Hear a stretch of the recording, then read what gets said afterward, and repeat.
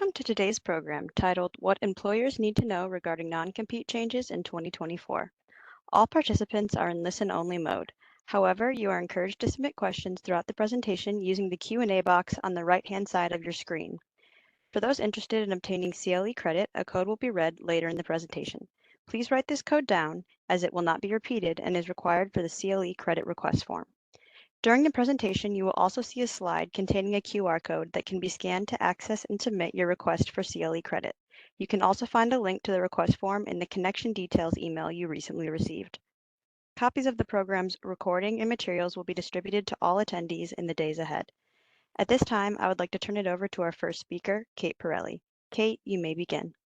Thank you, Sadie, and welcome everyone. We're delighted to be with you today. It's been quite a year on the federal and state level regarding non-competes, and we could probably have a week-long seminar on these topics. We're going to try to jam it all into 60 minutes. I wonder if we'll have time for questions. I kind of doubt it, but I encourage you to put it in the chat session, and we will follow up with you after if we're not able to get to them today. Before I turn to the agenda, let me first introduce our esteemed panel. As you heard, I'm Kate Pirelli. I am a partner in the Boston office. I co-lead our trade secrets and non-compete practice, litigate these cases around the country, and advise clients on non-compete programs and restrictive covenant programs.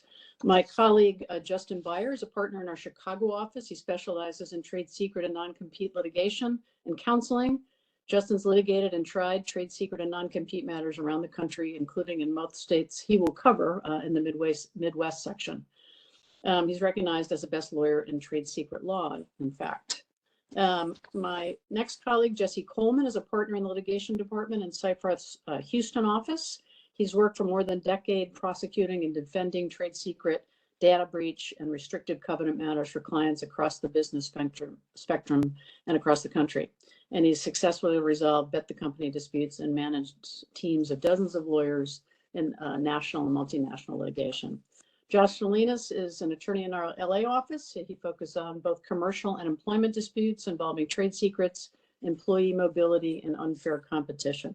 We're all thrilled to be with you today, and I think you might have noticed we cover the regions across the country, and hopefully that'll bring some value to the regional section when we get to that.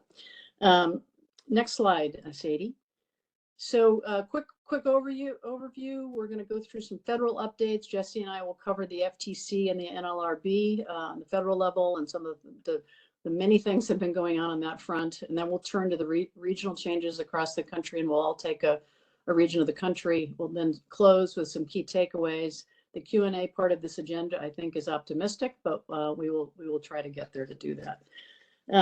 If you could go to the next slide. Oh, and before I get to the FTC discussion, wanted to just let you know that we've just published our 24-25 edition of the 50 state desktop reference. If you haven't gotten a copy of it yet, please let us know. I'd be happy to send it to you. It's also available on our blog, which is tradesecretlaw.com. Covers all the areas that are mentioned here on the slide, and it's super helpful resource. So we hope you'll ask us to send it along to you. Next slide. And next slide. So the saga of the FTC final rule ban is quite a saga. It has been going on for a couple of years now. It started off in January 5th of 2023 when the FTC announced their proposed rulemaking. Went on from there on about a year and a few months of comments, lots of comments across the country on both pro and con on the ban. It was published, or I should say it was voted on by the FTC in April of 24, where the FTC voted 3-2 along party lines to finalize the rule banning almost all non-competes. And the effective date was to be September 4th, 2024. And if that went into effect, which it did not, with limited exceptions, would have banned most non-competes between employers and employees with pretty rigid notice obligations. Lo and behold, next slide, Sadie. It was challenged as we expected it would be. We gave lots of advice up to the time of these challenges. I'm not going to go through all these slides because we don't have the time, but there were 3 cases, federal district court cases that challenged the rule. The first one was Ryan versus FTC. It was filed in the U.S. District Court of Texas, Fifth Circuit District. It on August 20th, the judge there, 10 days ahead of her own self-imposed deadline, set aside the rule. She noted that it was to take nationwide effect, and it did that, and the FTC filed a notice of appeal in that matter on August 18th of 2024. So that case is now pending on appeal. Next slide, please. In June of 24, another matter was filed, the Property of the Villages versus the FTC. Similar challenges, somewhat different grounds, was filed, as I said, in June. In August of 24, the court stayed the rule as to only the plaintiffs involved in that case versus what the Ryan case did, was a nationwide effect. And it impacted not just the plaintiffs, but everyone, even non-parties. And then finally, in the next slide, please, the ATC Tree Services case versus FTC was filed in July. Or I should say the court there denied the plaintiff's motion to stay the FTC ruling. And that case, after much back and forth with the court, was finally dismissed by the plaintiff without prejudice in October of this year. And that case was a strange case. Again, not a lot of time to go into it, but it was only 14 employee company that challenged the rule. Many of us nerds in this area, speculated that it was filed to set up a circuit split. But right now we have two circuits that have found the rule to be invalid for various reasons. So we'll see what happens up on the Court of Appeals, and we'll talk about that in just a minute. Next slide. So while the FTC's rule sort of sits on the sidelines right now, in my view, I hope it stays there. The FDIC also, in the midst of all this, updated its bank merger guidance to include non-compete ban. That went through a process as well. On September 27th of this year, the FDIC filed its final statement of policy on bank merger transactions. It was posted on the Federal Register, excuse me, and it was impacted. It said it would prohibit non-compete agreements in bank mergers in which the selling bank is required to divest all or a portion of its business or branches.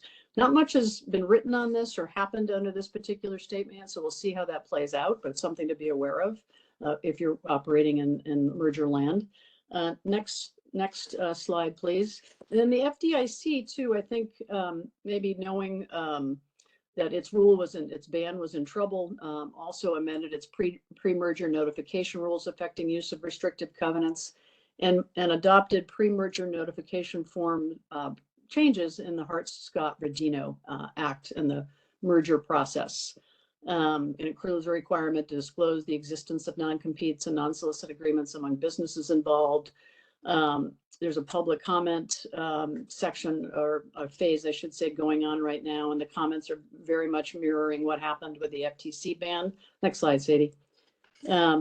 So we'll see. It was published November 12th of 24. It's supposed to take effect in February of next year. We'll see what happens with that and what happens with it under the new administration, but that's out there and something to be aware of, again, if you're in merger land and advising companies in that space. Next slide, please. I'm certainly not going to go all through these, but I wanted the next couple of slides, and we'll go through real quickly. The FTC, both before and now after the rule has been aside, has the authority to pursue enforcement actions when there's unfair trade practices and underplay, and non-competes can fall under that jurisdiction. So there were a number of actions commenced by the FTC as the rule was pending.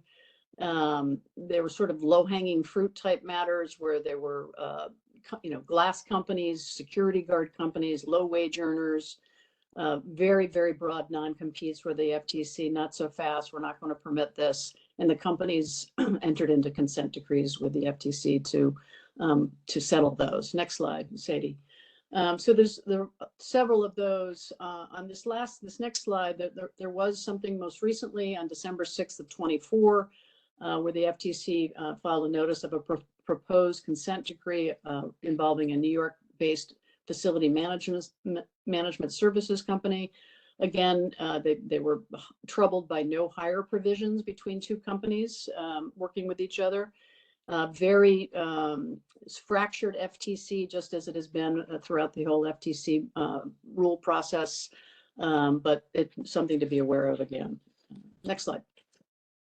Those actions will likely continue, although maybe they're not as fast a pace as they did with the new administration coming in, which leads me to this. The FTC ban, I think what we think anyway, and we'll see, the current FTC Commission Chair, Khan, will either be fired or she'll step down. Incoming President Trump, soon to be President Trump, has already nominated Andrew Ferguson, who's the current FTC Commissioner, to replace Khan as chair.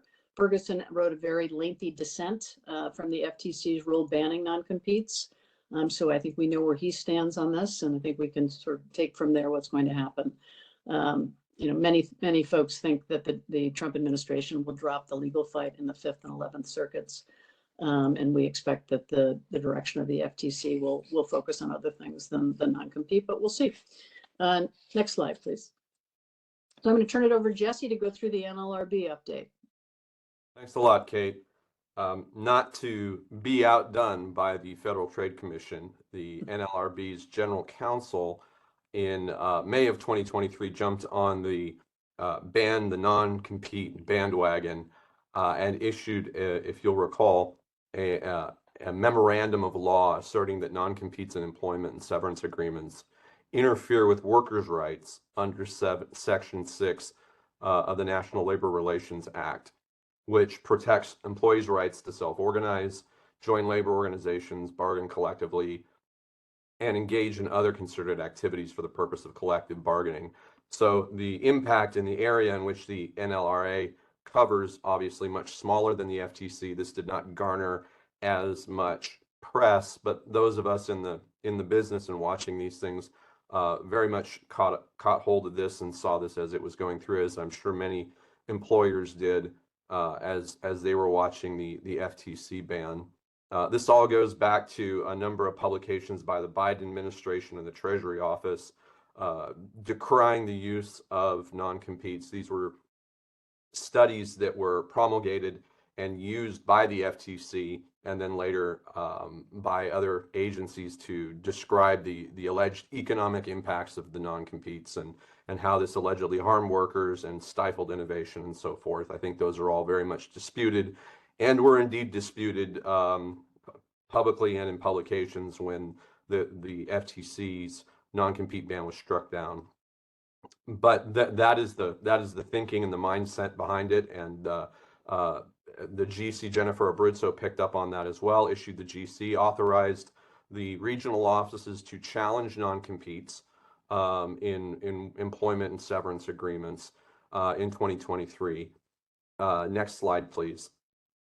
In October of 2024, the General Counsel's Office doubled down on these challenges to the non-compete, even as the FTC ban was getting wound up in the courts, and once again reiterated that the Act, Section 7 of the Act, prohibits non-competes and directed agencies to seek make-whole relief for employees that are impacted by them.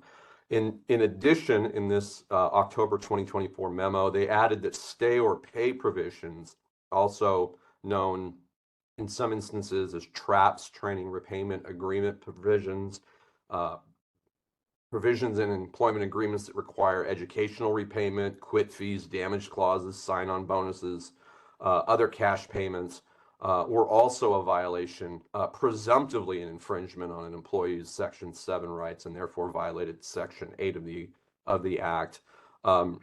In these instances, the presumption might be rebutted. It wasn't an automatic per se violation, but there was a presumption that it was an infringement on their rights, unless the employer could demonstrate that the agreement was voluntarily entered, reasonable and specific amount, had a reasonable stay period, and did not require repayment if terminated without cause. So we have this framework going into place. We have the General Counsel's Office for the board instructing regional offices to prosecute these cases, and we have a couple cases where this happened. Next slide, please. We have some halcyon days for the NLRB. We have the Harper Holdings and the J.O. Mori cases, a couple of early wins in which ALJs ultimately decided, either an ALJ decided in their favor or the party gave up and resolved before a final ruling with a settlement, seeing which way the winds were blowing. And so it looked like the GC was going to be able to move forward with this new regime and way of interpreting the NLRA, despite the fact that there was plenty of board precedent that said that non-competes were not, in fact, an infringement on a worker's rights. But then we started seeing the winds change, and in December of 2024, we saw a couple of losses, ALJs determining ultimately that the non-competes and non-solicits in the employment agreements did not violate the act, even as they found others, such as confidentiality agreements, to be infringing on their ability to discuss things, employees to discuss things under Section 7 of the Act. Some of the more notable language from the ALJ in the ProMobile case was to say, look, I don't see any precedent for this, but if there's going to be such a change, it's, quote, up to the board, not me, end quote. And that's really where we left it. I think at the end of 2024, we have a number of cases in precedent recently from ALJs. It's really only when it gets to the board, however, I should say, that there is precedent. And it's unclear if this will actually go that way. Next slide, please. Because we have a new administration, as Kate said, and the administration, like with the FTC, is likely to start appointing more pro-employer functionaries. In this case, it would be to immediately appoint Abruzzo's successor, a new pro-employer general counsel, changing policies, rescinding conflicting language from the GC, new memos, redirecting priorities, and looking for more pro-employer positions. I would add, however, that Trump's tent in 2024 is quite a bit broader than it was in 2016, and there is actually a blue-collar sentiment within that tent, and we may actually see that tempering Trump's pro-employer stance. Of course, it's way too early to say how that looks or what that's going to look like, but just noting that J.D. Vance, for instance, has talked a lot more about pro-employee and blue-collar sentiment that maybe we've seen in a more conservative Trump tent of 2016. But in any case, Trump will most certainly attempt to gain control of the partisan board, not unlike the FTC's. But that will probably take, given the times of rotations out, it will take until about 2026 to achieve that. So that's what's going on with the NLRB, and I believe we're going back over to Kate now to talk about some regional changes in the Eastern region. Thank you, Jesse. So as I said, lots going on the federal level, and I'm sure lots to change on the federal level, but time will tell.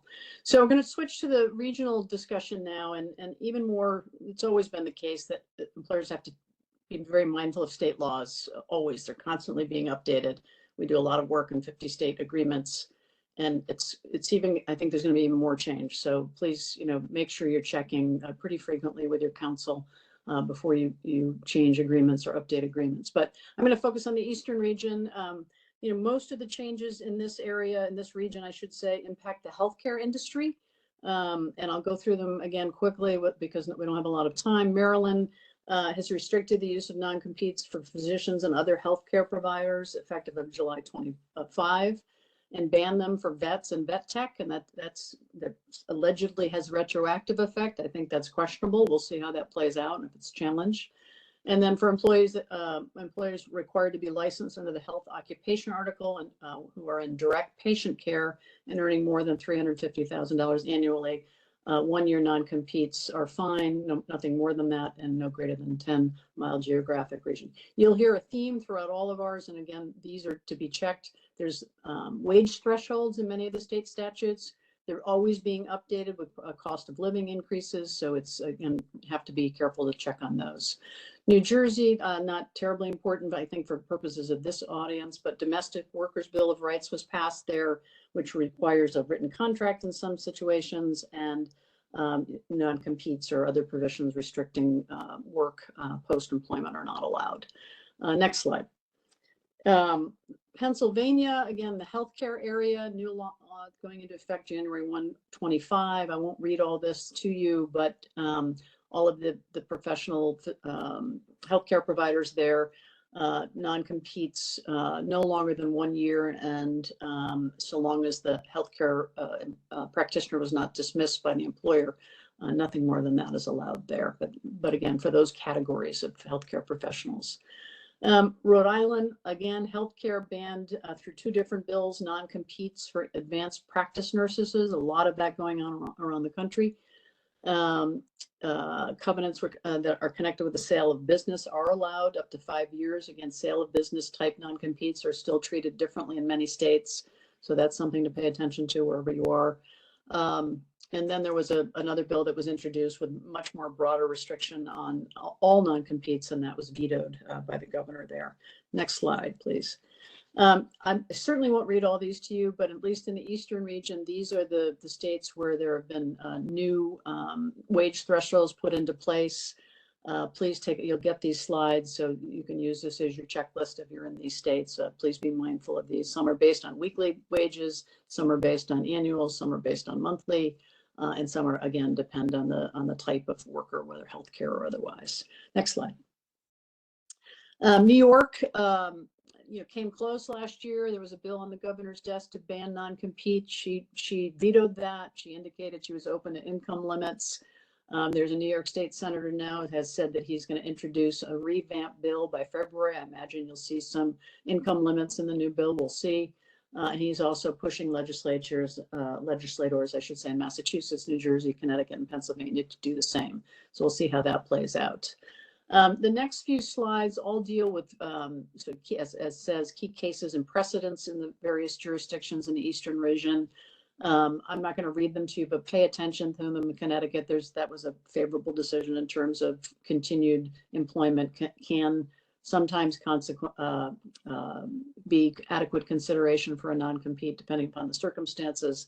Delaware, kind of a sea change in Delaware, and I won't go through all these cases, but it used to be a very friendly forum for non-competes and restrictive covenants. Many companies would choose a Delaware choice of law forum. Because of that, there's been a number of decisions as detailed on these slides that have come out the other way.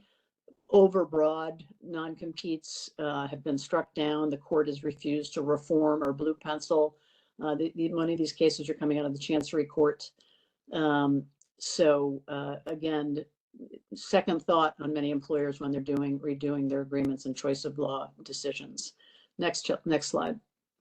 And in these cases here, the Centurion case and the Hightower case both invalidated Delaware choice of law provisions in favor of other forums, Illinois in the Centurion case, and then Alabama in the Hightower case, and found, again, overbroad, even applying the other state's law, overbroad restrictions, and refused to reform. So beware and be mindful of these decisions. Next slide, please. And then most recently in Delaware, and we're in the midst of writing an article on this and the impact of this on other cases like this, the Delaware Supreme Court held that absent unconscionability, bad faith, or other extraordinary circumstances, a limited partnership agreement may include a forfeiture for comp provision that authorizes the partnership to withhold a benefit if someone goes to engage in competition.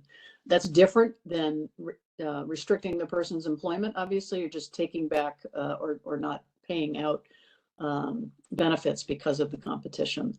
And then Georgia, there was an agreement that was found, the Supreme Court found that agreement does not need to contain an express geographic term. Georgia's always been a pretty hospitable state to non-compete, so that's just a new decision there.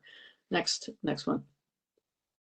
Massachusetts, I won't go into the Sino sure case, but interesting on the choice of law and favoring Massachusetts law.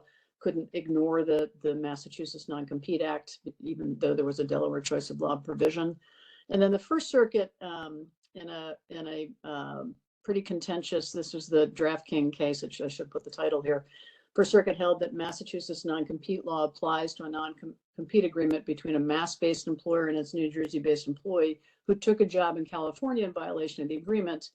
And the court found that California's public policy does not eclipse the agreement's clear and unambiguous agreement to apply mass law. So always a battle between California and other jurisdictions. This is a pretty interesting case in the First Circuit. We'll see how it plays out in other circuits. Next slide, please. And I'm going to toss it to Jesse again to talk about the Southern region. Thank you very much, Kate. So there wasn't a lot going on in 2024 in the southern states. We're going to look at a few changes in the law and a key precedential case, the case that Kate actually touched base on. But for most of the states are silent. Southern states tend to have pretty strong pro non-compete law. And a lot of that, I would say, with the exception, I think, of Oklahoma, a lot of that didn't change. However, we're going to look at a few exceptions to that and a few attempted exceptions at that. Again, primarily in the healthcare space. You've heard this before with Kate. We're going to talk about this a little more in this region. Next slide, please. So we'll start in Mississippi, and we're going to see again that this is in the healthcare space. It probably bears talking just very briefly about what the arguments are. In addition to being very well heeled and having strong lobbying representation at state legislatures, physicians come to the table and healthcare entities with what they consider to be very different arguments as to why non-competes shouldn't apply in the healthcare space. Thousands of the comments, for instance, in the proposed rule for the FTC banning non-compete were from physicians and physician practices and describing why it is they thought that healthcare was a particularly unique space where non-competes shouldn't apply. They would argue that non-competes limit healthcare providers' ability to serve different communities, oftentimes underserved communities. They contribute to workforce shortages in underserved areas.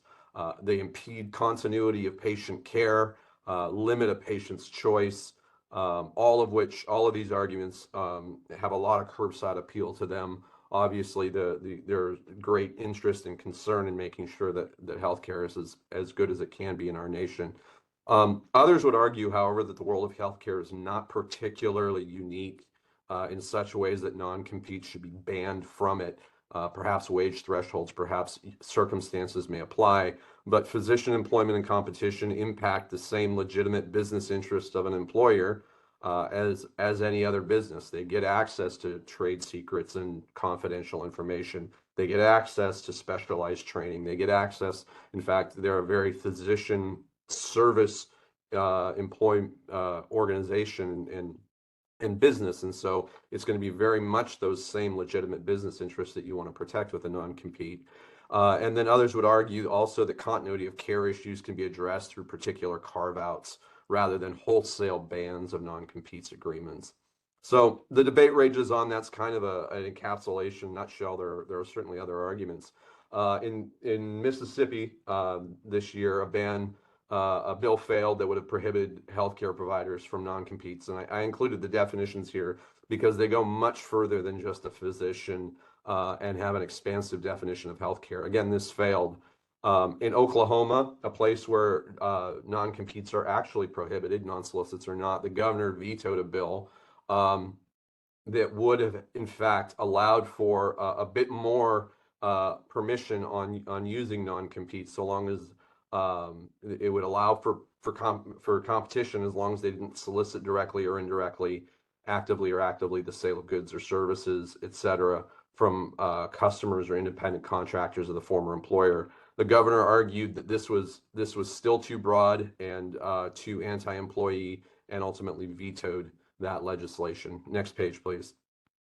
We did see one law pass. Again, this is in the healthcare space, effective January 1st, 2025. Non-competes for primary care physicians must expire in Louisiana 3 years from the effective date of the initial agreement. All non-competes for all other physicians must expire 5 years later. They cannot a priori exceed 2 years from termination of employment period.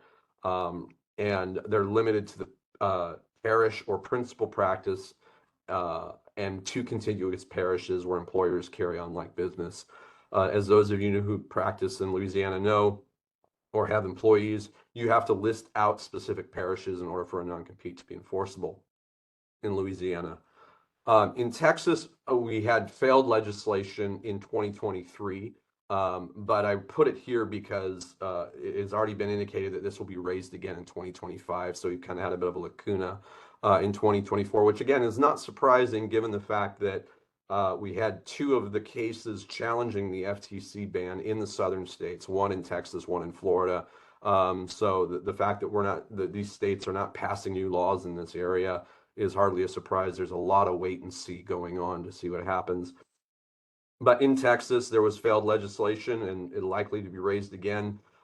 Texas already has an exception for physicians that includes a buyout provision. So a physician can buy out his or her non-compete and has the right to do so. The proposed bill would limit the buyout to not exceed 1 year's salary, and to expire within 1 year of termination, and limit the radius to within 5 miles of the physician's practice. So we can anticipate potentially seeing that being raised again in the Texas legislature. Next slide, please. Moving quickly through this, this is a case actually Kate touched on already. This is the Wimmer case. As Kate had mentioned, the Texas Supreme Court determined that requiring an express geographic territorial description in all cases is not in keeping with the reality of modern business world in which an employee's territory knows no geographic bounds. So this was in the particular context of a non-poaching agreement, but the court's reasoning, rationale, and discussion, although you do have to describe a geographic area, it doesn't have to be, it can be determined based on the circumstances and the description within the agreement. It doesn't have to be as specific as the defending employee in this case happened to have it. So interesting case, as Kate said, Georgia tends to be pro-employer in this respect, and this was primarily the key case that came out, of course, other than the property of the villages case in the 11th Circuit and the FTC case, the Ryan case in the Northern District of Texas, striking down the FTC ban. So other than those, how was the show? This is pretty much it. And this was the Southern cases. And so we'll move from here over to the Midwest and to Justin Byer. Sorry to take your Georgia case, Jesse. No problem. It's on the East Coast as well. You had much more to say about it. That's good. No problem. Thank you both, and excellent job. Next slide, please. So my section is going to cover actually a little bit of legislation that came out in 2023, but for varying reasons we actually didn't cover last year. But what we're continuing to see, and this is, I think, indicative of things that both Kate and Jesse said, is a real movement toward limiting or expressing limitations on the structure and the way that non-competes are structured for people in the medical industry. And so you see in Illinois, 2 pieces of legislation that passed this year. One of those that dealt with mental health professionals, and I think this is going to be a particularly tricky test, because what it's looking at is whether the non-compete is going to have the effect of increasing cost or difficulty for veterans or first responders seeking mental health services from a mental health professional licensed in Illinois. That seems to me to be a particularly subjective test. And so I think you're going to see a host of challenges. Perhaps it'll be from the mental health professional who's moving on, seeking a declaratory judgment suit, or the providers indicating, well, this doesn't in fact raise cost or difficulty for certain individuals obtaining this. Illinois also passed a law that banned non-competes and non-solicits for individuals in the construction industry.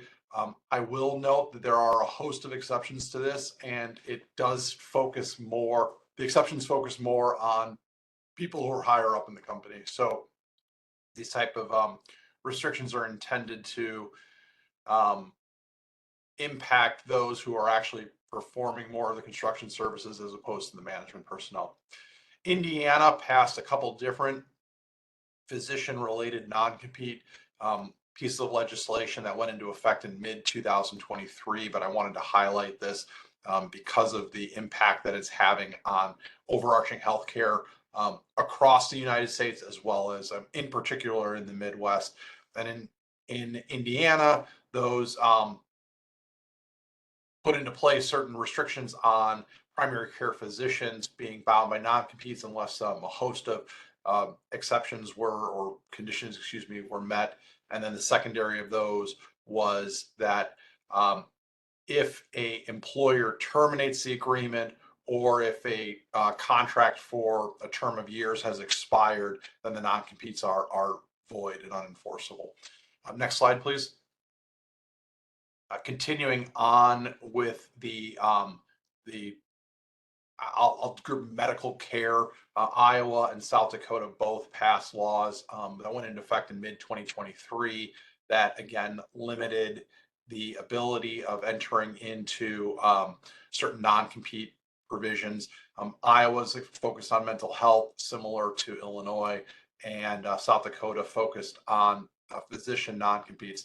While I know that it wasn't necessarily something that came into play in the 2024 legislative session, I definitely heard in the news a host of comments being made about the access to care in Iowa and how that's becoming harder and harder to access because physicians are leaving the state, or just because of the number of physicians that are in the state, generally speaking. So it wouldn't surprise me to see further restrictions going into place in the coming years in Iowa as it relates to the healthcare industry.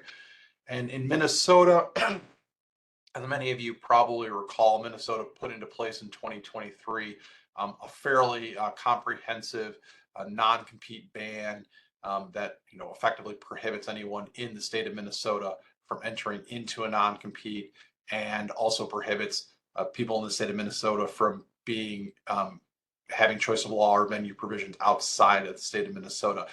They attempted to close a loophole here, and what the loophole effectively was is that if you are a business and you are utilizing a third-party service provider, so let's say you farmed out your IT support services, there are sometimes in those kind of contracts provisions that prohibit the purchaser of the services from recruiting over the service provider.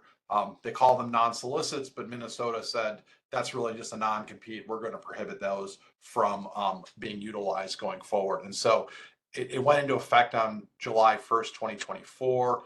So anyone who is entering into some of these agreements, or being seconded or servicing a business post July of 2024 is going to be subject to this. Next slide, please. There were several pieces of legislation that have been pending for the last several years, one of which was in Michigan, another of which was in Wisconsin. I think it's highly unlikely that either of those are going to pass anytime soon. In Michigan, you saw you've seen the Republicans take control of the House, and they were not the proponents of the bill the first time it came around. And in Wisconsin, you saw the Republicans retain control of both houses of the General Assembly there. So again, I think it's probably unlikely that those are going to have much in the way of legs going forward. Next slide, please.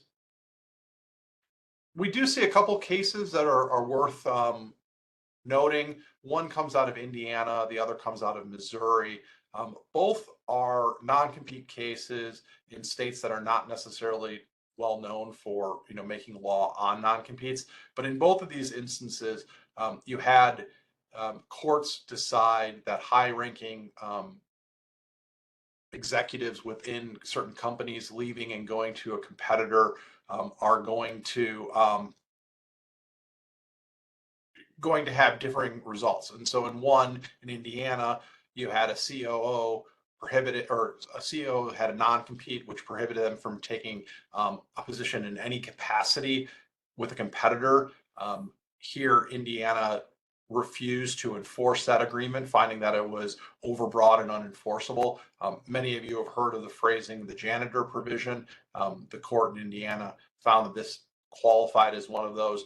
I do think it's interesting because you have seen a series of cases where these sorts of janitor provisions may not be enforced for a lower level employee, but for someone who is in an executive position who might have access to the varying trade secrets across the board for the company, that it is enforced. But Indiana refused to do so.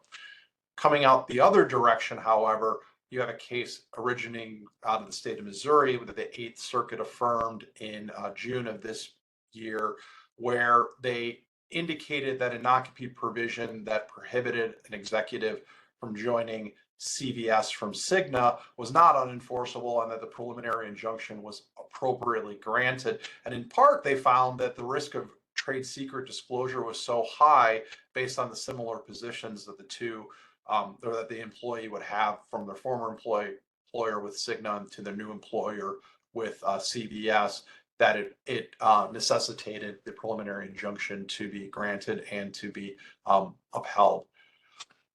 So I think what you're seeing in the Midwest is a lot of status quo. There was not as much turnover in state legislatures. States that you may see some continued movement in years to come. I would think Illinois and Minnesota would be high in that list.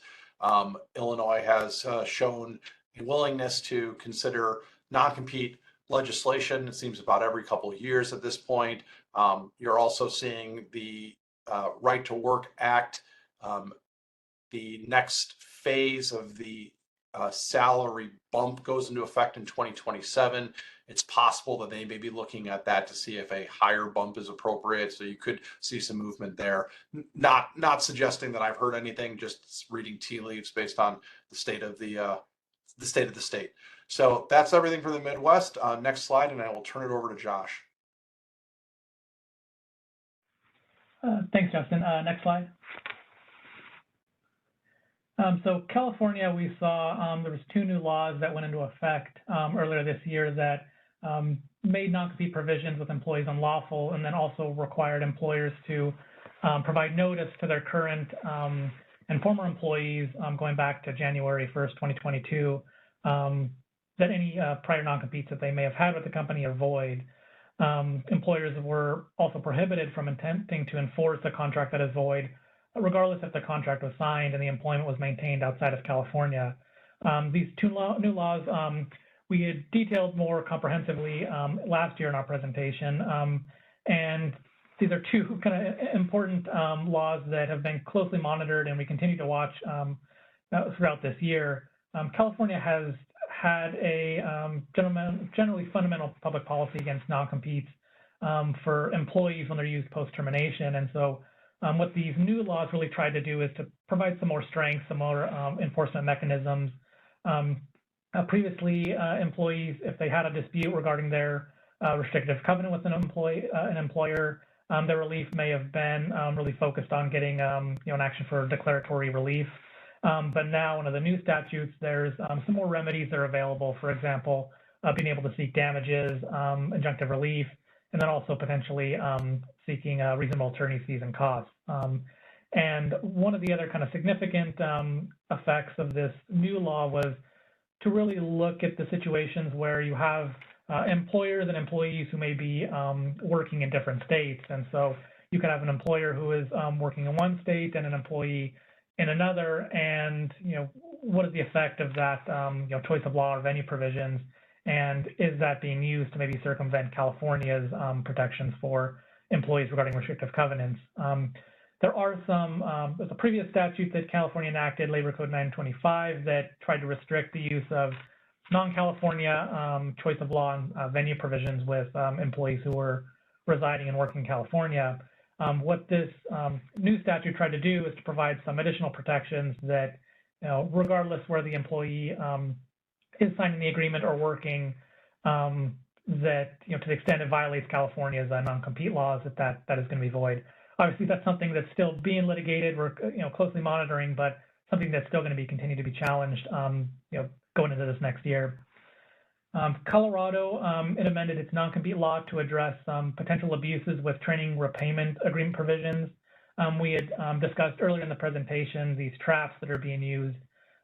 What Colorado tried to do is to really toughen its protections for employees who may be subject to purportedly abusive contracts that require the repayment to the employers for education and training expenses upon the termination of employment. While this general concept of having an employee repay the costs associated with more specialized training, which is separate and apart from the standard on-the-job training, having the employee repay those costs before the employer can realize the return on the investment, it's not inherently unlawful. But what Colorado is trying to do is to curb the potential abuses by employers who may be using these traps to extract payments or potential penalties on employees when they're not reasonably tethered to the actual training expenses incurred by the employer. We saw some increased salary thresholds for non-competes in Oregon and Washington.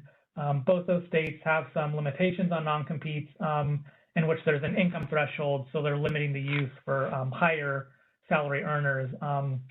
That income threshold is scheduled to change each year to keep pace with inflation. In Washington, the employee's income threshold was just over $120,000 in 2024. Going into this next year for 2025, the income threshold is going to go up by about $3,000 to $123,394.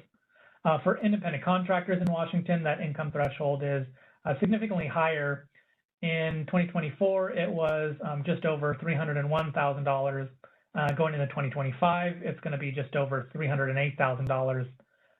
For Oregon, that employee threshold is $113,000, just over. The specific actual numbers are highlighted in our recent 50-state survey update. Utah banned non-disclosure and non-disparagement clauses related to sexual assault and harassment and employment agreements. This we wanted to cover. It's somewhat similar to what some other states, for example, California and Washington, have done with their Silence No More Acts, in which trying to prevent the use of these non-disclosure confidentiality provisions to prevent the employer from later discussing sexual assault or believed harassment or other unlawful acts in the workplace that they believe are wrong. They're not directly related to restrictive covenants, but these provisions often come up in restrictive covenants agreements, whether it's with employment agreements for the condition of employment or severance agreements that sometimes have restrictive covenants in there. So it's just a key point we wanted to flag to reduce the potential risk that if this this new law is not complied with for Utah agreements, there's a potential risk that that provision or agreement could be void. Last, Washington amended its non-compete statute to expand the definition of non-competition covenants, limit customer non-solicitation covenants to current customers, and then also require earlier notice to employees. It also has a new restriction for against utilizing non-Washington venue and choice of law provisions, and also granting non-parties standing to sue. Next slide.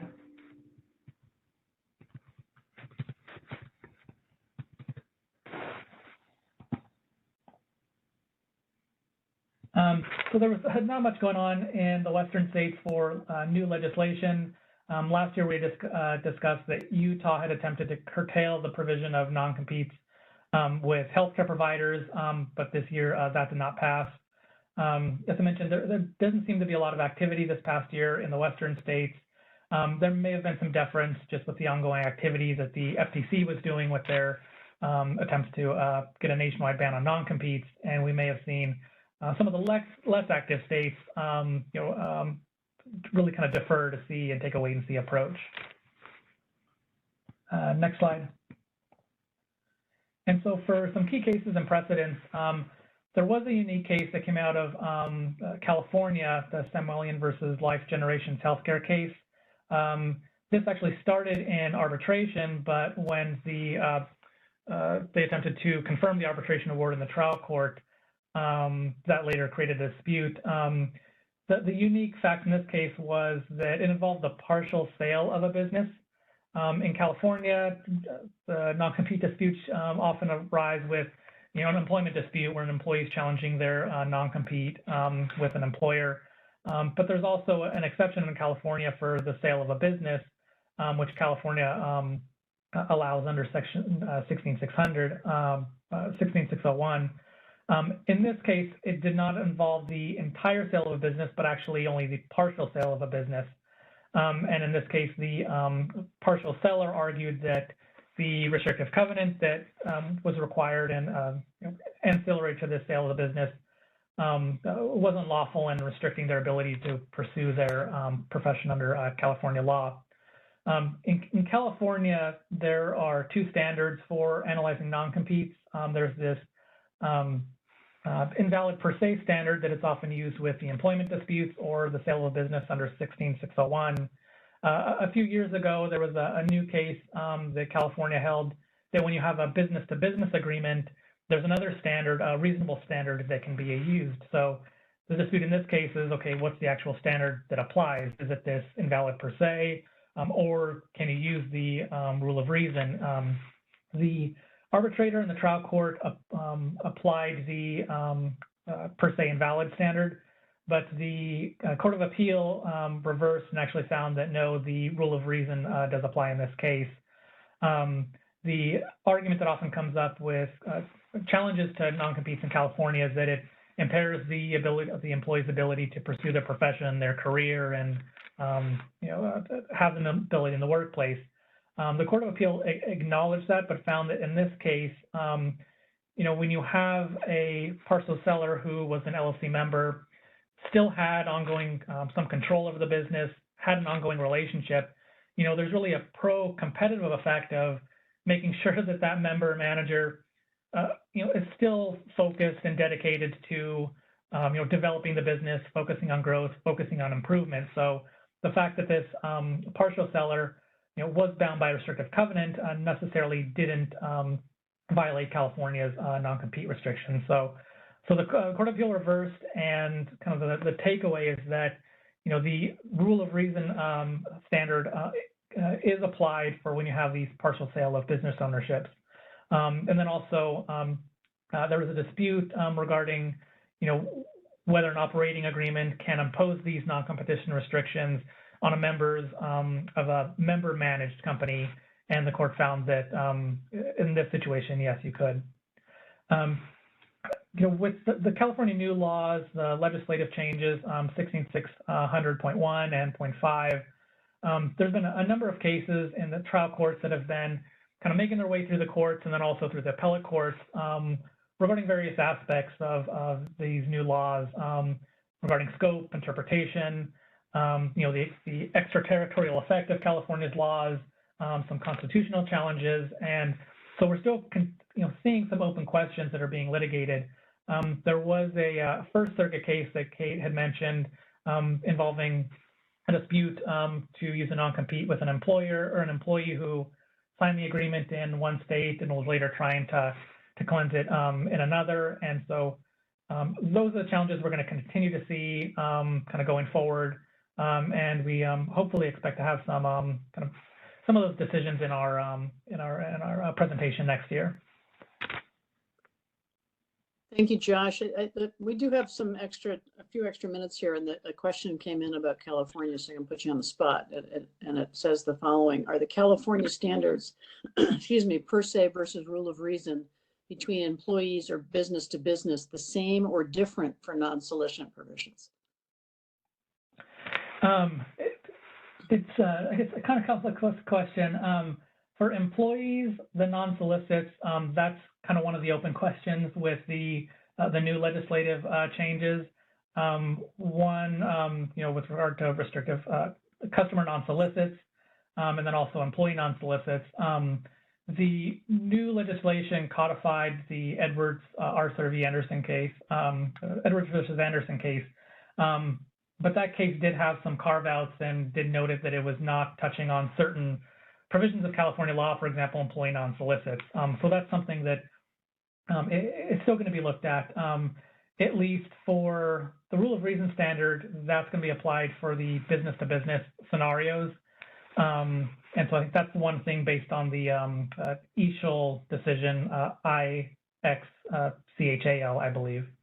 But as I mentioned, restrictive covenants and non-solicits in California, it's still an open question. There's still some conflicting authority, but if you have an employee, it may be by the invalid per se, whereas if you have a non-solicit with two businesses, maybe the rule of reason. Okay, thank you, Josh. And I know we only have a few minutes and we'll get to the code right at the very end. I saw a couple of requests for that. So and I'd ask my colleagues to chime in here to the extent something's not on the slide. Some key takeaways, super, super important that everybody review their non-compete restrictive covenant agreements, given all the changes in state law. I mean, that should be going on every year, regardless of what's been going on at the federal level. But states are pretty active now and will be more active, I think, going forward. Implement updates to align with, with the various state laws, and in addition to incorporating state-specific nuances, many states, I should say, are also enacting restrictions on non-solicits and non-disclosure agreements. And there's also typically, if you have a restrictive covenant agreement, you may include some intellectual property provisions in it. There's all kinds of state-specific regulations, statutes around that too. So it's a bit of a minefield, and it's important to get some help in making sure that you're complying with all these state issues. Customize your restrictions for maximum protection. Tailor, be very tailored in your restrictions. Don't go overbroad. You heard a couple of cases, and they're not just unique to Delaware. Courts are not reforming as much as they used to. They're striking provisions if they're overbroad. So don't lean that way overbroad. Lean to very narrowly tailored provisions in terms of scope of restricted activities and scope of the length of time, as well as geographic restrictions. And use them only for the employees you need them for. Don't try to get every employee in your organization who you don't really need one for sign up a non-compete. Make them specific to your key employees, your unique employees who have access to confidential information. But let me open it up to Justin, Josh, and Jesse. Anything else you want to add before we've got 2 minutes before we show the code? Sort of drum rolling here for everyone. Yeah, I would add that go ahead, Jesse. Well, I was going to say, Kate, one area that we really need to be careful about, employers need to be very careful about, is the choice of law and venue and forum selection clauses, because a lot of states are now really cracking down on those. So it's not just the scope of the non-competes or the non-solicits, but whether or not you are going to compel an employee to litigate this matter in a foreign jurisdiction, which they agreed to, and there are many states that will allow for that, and there are many states that will enforce those. But then there are more and more that find it a matter of public policy to prohibit those. And so you, again, when conducting your comprehensive review, be aware of that, because that tends to fall outside the restrictive covenants that you may ordinarily take a look at. A really good point. Thanks, Jesse. Justin? Yeah, I wanted to add, there was a stretch there where I think many employers were looking at the single state choosing one choice of law, applying it everywhere.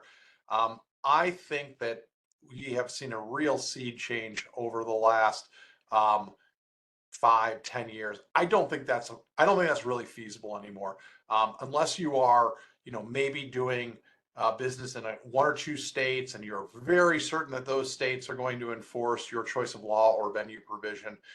And so it has created varying complexities for employers on how you use essentially a one-size-fits-all agreement, where your exceptions or your carve-outs or your state-specific restrictions are sometimes as long as the agreement itself. But we are seeing legislation come up year after year after year. And I think you're going to continue to see that. There was a question that came in that asked about, remote workers, and you have to be thinking about where that worker works, because the state law tend to be applicable based on, there's a choice of law analysis that's going to take place. There's going to be a venue analysis that takes place, but your safest course of action is think about the most restrictive place you are operating and where that employee is working. So I think that we're up against the clock, and we've got multiple great requests for advice. the code. Yes, there's the code. It's a new system, and scan that code, and the form will come up, and you'll complete it for your CLE credit. But we thank you, everybody, for joining us. It's been a pleasure. Certainly reach out with any additional questions. We'll be sure to get back to you. Check out our 50-state guideline desktop reference, as well as our blog, which I mentioned, which is tradesecretslaw.com. We're following all the developments across the country, and many days there's several posts a day. So please tune into that as well. Thank you again, and have a happy holiday.